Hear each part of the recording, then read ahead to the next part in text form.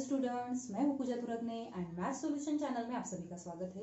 In last lecture we have seen that application of differential equations in which number first population growth and growth of bacteria, then radioactive decay, after that Newton's law of cooling and last surface area. Okay, and exercise 6.6 के 3 questions भी हमने complete किए हैं।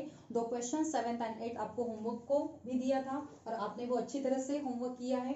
Now next question, question number 4. Okay, हम यहाँ question नहीं लिखेंगे। Question है the rate of growth of bacteria is proportional to the number present. Bacteria है तो मान लेना होगा so let x be number of bacteria in the culture. Okay, in the culture उन्होंने बोला है इसका जो रेट है the rate of growth of bacteria is proportional to the number present. Means हमें क्या मिलेगा, x का रेट मीन्स क्या होगा dx by dt और ये प्रोपोर्शनल है किसे, amount present at that time means x को प्रोपोर्शनल है। ठीक है, तो अब क्या करेंगे, इसके आगे का तो हमें आता है dx upon dt is equal to kx। Growth है तो निगेटिव साइन का तो सवाल ही नहीं है। ठीक है, where k is constant of proportionality, k is constant of proportionality. ठीक है, therefore dx upon x is equal to k into dt। अब आप देख सकते हो क्या है, which is in variable separable form, so integrating on both sides। ठीक है, therefore integration of 1 upon x which is equal to k तो कांस्टेंट है, integration of 1 and plus constant of integration c। ठीक है, therefore log of mod x which is equal to kt plus C and give equation number first. ये equation अब हमें use करना है। Okay, question अभी भी बाकी है। क्या है, if initially there were 1000 bacteria. Initially means अब गिवन क्या क्या है देखो, initially means t is equal to 0 है, टाइम 0, तब बैक्टीरिया कितने हैं बोला है उन्होंने, x is equal to 1000। Okay, ठीक है, आफ्टर दैट क्या बोला है, and number doubles in 1 hour. Means अगर t is equal to 1 hour then bacteria double हो रहे हैं मीन्स 2000। ठीक है, क्या कहा है उन्होंने आगे, find the number of bacteria after 2.5 hours if t is equal to 2.5 hours. Okay, and then find number of bacteria in the culture. और हमें एक गिवन थिंग भी दी है उन्होंने, √2 की वैल्यू उन्होंने दी है हमें, √2 इज इक्वल टू 1.414। पहले इनिशियली 1000 बैक्टीरिया है, सो आफ्टर 1 आवर वो 2000 हो रहे हैं, डबल हो रहे हैं। After 2.5 hours number of bacteria in the culture हमें फाइंड आउट करना है और साथ में √2 की वैल्यू भी उन्होंने हमें दी। देयरफॉर इक्वेशन फर्स्ट बिकम्स हम पहली कंडीशन यूज कर रहे हैं, t is equal to 0 and x is equal to 1000। Actually question solve करते हुए इसकी जरूरत नहीं है, लेकिन आपके लिए मैंने ये पुट किया है ताकि जब आप एग्जाम्पल सॉल्व करोगे होमवर्क का तो आपको पता चलना चाहिए क्या दिया है और क्या निकालना है। ठीक है, तो इक्वेशन 1 में वैल्यू पुट कर देते हैं, therefore log of mod of 1000, ठीक है, which is equal to t की वैल्यू हमें 0 पुट करनी है, सो ये फर्स्ट टर्म 0 हो जाएगा और रहेगा c। सो हमें मिला है c, ये c की वैल्यू हम पुट करेंगे इक्वेशन फर्स्ट में। इक्वेशन फर्स्ट बिकम्स, मैंने आपको लास्ट लेक्चर में ही बताया है हमारे पास 2 कांस्टेंट है c एंड k। पहले हमें c फाइंड आउट करना है एंड देन k। c तो हमें मिला है 1 में पुट कर देते हैं, therefore log of mod of x is equal to kt plus c की value log of mod of 1000। ठीक है, यहाँ पॉजिटिव है, अगर हम वो LHS को शिफ्ट कर दे तो it becomes negative, then log of mod x minus log of mod 1000 and which is equal to kt। log m minus log n that is log of m upon n, therefore log of mod of x upon 1000 and which is equal to kt। And now give equation number second. c हमें मिला, अब हम k find out करेंगे। Second condition, if t is equal to 1 our, bacteria कितने हैं 2000। ठीक है, ये दोनों वैल्यूज हम इक्वेशन 2 में पुट कर देते हैं। Therefore log of mod of 2000 upon 1000 and which is equal to kt, t की वैल्यू हमें पुट करनी है 1, मीन्स हमें मिलेगा k। Okay, therefore log of mod 2 which is equal to k हमें मिला। ओके, तो कहाँ पुट करना है? इक्वेशन सेकेंड में। So equation second becomes therefore log of mod of x upon 1000 which is equal to, यहां हम k की वैल्यू पुट कर देंगे, log 2 into कौन है? t, तो into t as it is। ठीक है, देखो therefore log of mod of x upon 1000 which is equal to log 2 raised to t। क्या किया है? अगर ये t हम आगे लिखते हैं, हमने पीछे लिखा है by using law of indices, वो नंबर 2 के पावर में आता है। सो ये हमें मिलेगा log log get cancel, therefore x upon 1000 which is equal to 2 raised to t and now give equation number 3। ठीक है, अब लास्ट कंडीशन हम यूज करेंगे। If t is equal to 2.5 hour means by simplifying we get 2 into 2 4, 4 plus 1 5, so 5/2 hours। तो t की ये value हम put करेंगे और हमें निकालना है x। Okay, so equation 3 becomes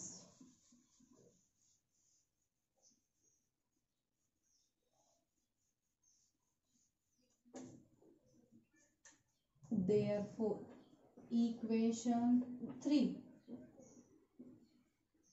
becomes, ठीक है, therefore यह वैल्यू पुट करनी है x upon 1000 which is equal to 2 raised to 5/2। ठीक है, अब क्या करेंगे मैम? देखो which is equal to 2 raised to 5/2 means 2 into 2 raised to, okay, 2 raised to 2 into 2 raised to half। कैसे? देखो बेस सेम है, पावर्स के हम एडिशन लेंगे। 2 into 2 4, 4 plus 1 5, 5/2। ओके, सो ऐसा हम लिख सकते हैं which is equal to 2 का square means 4 into 2 raised to half means √2 and √2 की वैल्यू हमें दी है 1.414 और ये हमारा है x अपॉन 1000। ठीक है, which is equal to, अगर आप ये सिंप्लीफाई करते हो तो आपको मिलेगा, आप चेक करके देखो, ओके, 5.656 x अपॉन 1000 यहाँ डिवाइड है, अगर हम वहां शिफ्ट कर देते हैं so it becomes multiply 5.656 into 1000। So what do we get? Therefore x is equal to 5656। Okay, so number of bacteria after 2.5 hours are 5656 and hence solution of question number 4। ठीक है, now question number 5। Okay, the rate of disintegration, disintegrate means decrease होना, तो यहाँ कौन है? Radioactive substance. The rate of disintegration of a radioactive element at any time t is proportional to its mass at that time. Amount हो, mass हो, उन्होंने mass बोला है तो हम मास कंसिडर करेंगे। Let m be mass of radioactive substance, mass of radioactive substance. ठीक है, ओके, उन्होंने बोला है इसका जो रेट है, रेट मीन्स कौन होगा? dm/dt। ये क्या है? प्रोपोर्शनल, किसे? Mass present at that time means m को proportional. Okay, so therefore dm/dt is equal to क्या होगा? -km, km where k is a constant of proportionality। और ये माइनस साइन क्यों है? क्योंकि डीके मींस डिक्रीज होना, मास डिक्रीज हो रहा है, that's why here we are taking minus sign. Therefore dm upon m which is equal to -k dt and now this is in what? Variable separable form, so integrating on both sides। ठीक है, therefore integration of 1 upon m which is equal to minus के integration of 1 plus C. So finally हमें मिला है therefore log of mod m which is equal to minus kt plus c. Give equation number first. Okay, first जो sentence दिया था तो by using that sentence हमने ये लिखा है और ये सिंप्लीफाई करके हमें इक्वेशन फर्स्ट मिला है. आगे उन्होंने बोला है find the time during which the mass the original mass of 1.5 gram will disintegrate into its mass of 0.5 gram. Means जो स्टार्टिंग का मास है when t is equal to 0 तो वो मास है 1.5 ग्राम, इतना है. ओके, तो वो मास 0.5 ग्राम होने के लिए कितना टाइम लगेगा वो हमें फाइंड आउट करना है. सो हमें फाइंड आउट करना है t. ठीक है, ओके, सॉल्व कर लेते हैं. कुछ गिवन है नहीं. देखो इक्वेशन फर्स्ट बिकम्स, ठीक है, 1 में वैल्यू पुट कर देते हैं. Therefore log of m means ये हम लिख सकते हैं 3/2. आप चेक करके देखो 1.5 मीन्स 3/2. ठीक है, यह वैल्यू पुट कर देते हैं 3/2 which is equal to t की वैल्यू क्या है इनिशियली 0. सो यहाँ 0 पुट करते हैं. सो हमें मिलेगा c. ये वैल्यू हमें मिली है c की, तो ये कहाँ पुट करना है अगेन 1 में. Equation 1 becomes therefore log of mod m which is equal to minus kt और c की value log of mod of 3/2. ठीक है, ये वैल्यू यहाँ पॉजिटिव है, इसे LHS को शिफ्ट कर देते हैं. सो log of mod m minus log of mod of 3/2 which is equal to minus kt. log m minus log n, log of m upon n. so log of mod of m upon 3/2 and which is equal to minus kt. ठीक है, therefore by simplifying we get log of 2m upon 3 which is equal to minus kt and give equation number second. ठीक है, तो हमें c की value मिली, कहाँ है? Okay, तो अब हमें k फाइंड आउट करना होगा. ओके, क्या करेंगे? m की वैल्यू यहाँ पुट कर देनी है, तो हमें निकालना है t in terms of k होगा वो. Okay, therefore equation second becomes, equation second में हम वैल्यूज पुट कर रहे हैं. इक्वेशन सेकेंड बिकम्स, हमें पुट करना है m is equal to 0.5 gram means कितना होगा 1/2. ठीक है, देखो therefore log of mod of 2 m की वैल्यू 1/2 अपॉन में कौन है 3 which is equal to minus kt. ठीक है, सिंप्लीफाई कर लेते हैं. 2 get cancel. So therefore log of mod of 1/3 which is equal to minus kt and therefore t is equal to minus 1 upon k into log of 1/3. ये minus के हमने यहाँ shift किया है. ठीक है, इसे और भी सिंप्लीफाई हम कर सकते हैं. therefore t is equal to minus 1/k into log of 3 raised to minus 1. 1 upon 3 means 3 raised to minus 1. By using law of exponent of logarithm, minus 1 आगे आएगा. So which is equal to this negative becomes positive. So 1 upon k into log 3 and this is value of t. So after this time 1 upon k into log 3. After this time the mass will be 0.5 gram. Okay, and hence solution. एक और बात आपको बतानी है. मुझे पता है आप टैलेंटेड हो, लेकिन प्लीज वीडियो स्किप करके मत देखो. कुछ हिंट आपको मिल सकती है, कुछ ट्रिक आपको मिल सकती है. सो प्लीज स्किप करके मत देखो. ये जो भी चल रहा है ये सिर्फ और सिर्फ आपके लिए है. अगर आपको ऐसा लग रहा है कि हम एक्सरसाइज सॉल्व कर सकते हैं, जरूरत नहीं है, तो प्लीज आप मुझे व्हाट्सएप पे मैसेज भेज दो. मैं एक्सरसाइज आपको टोटली होमवर्क के लिए दे दूंगी. ठीक है, अब से अगर वीडियो स्किप करके देखा, average duration, time duration, watch time अगर मुझे नहीं दिखा, तो मैं एक्सरसाइज टोटल आपको होमवर्क कर दे दूंगी. ठीक है, आप देखो आपको क्या करना है.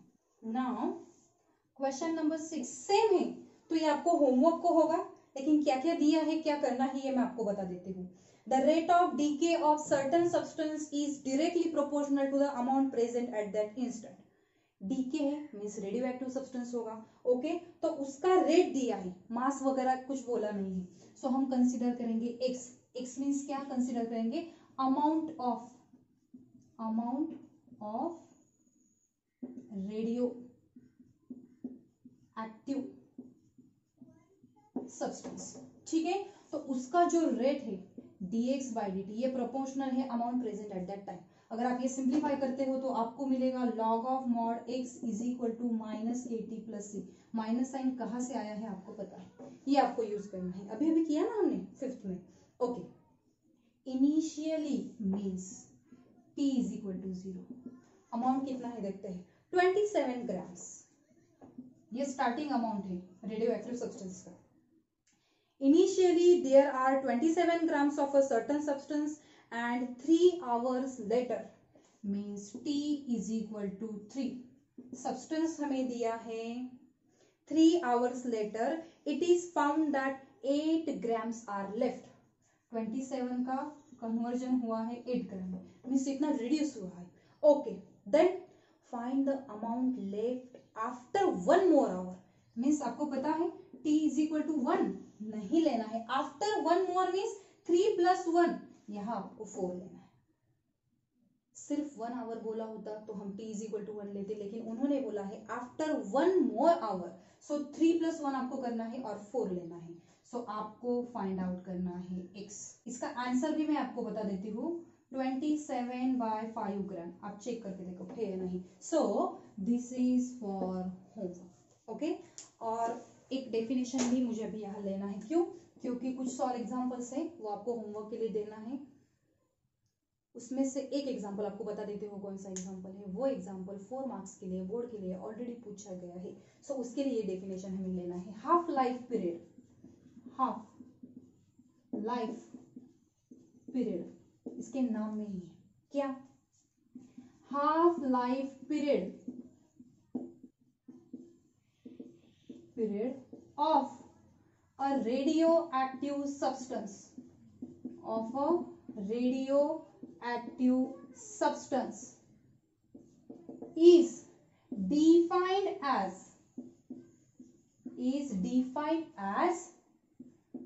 time it takes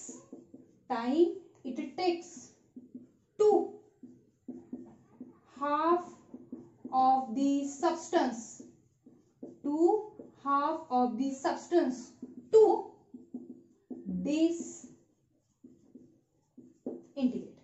As time goes on increasing means जैसे जैसे टाइम बढ़ रहा है वैसे वैसे रेडियो एक्टिव सब्सटेंस का जो मास होता है वो डिक्रीज होता है, डिसइंटीग्रेट होता है, डीके होता है, ये तो हमें पता है। ओके, तो हाफ लाइफ पीरियड मीन्स क्या होता है, पास जो सब्सटेंस है रेडियो एक्टिव सब्सटेंस वो हाफ होने के लिए जो टाइम लगेगा उस टाइम को बोलते हैं हाफ लाइफ पीरियड।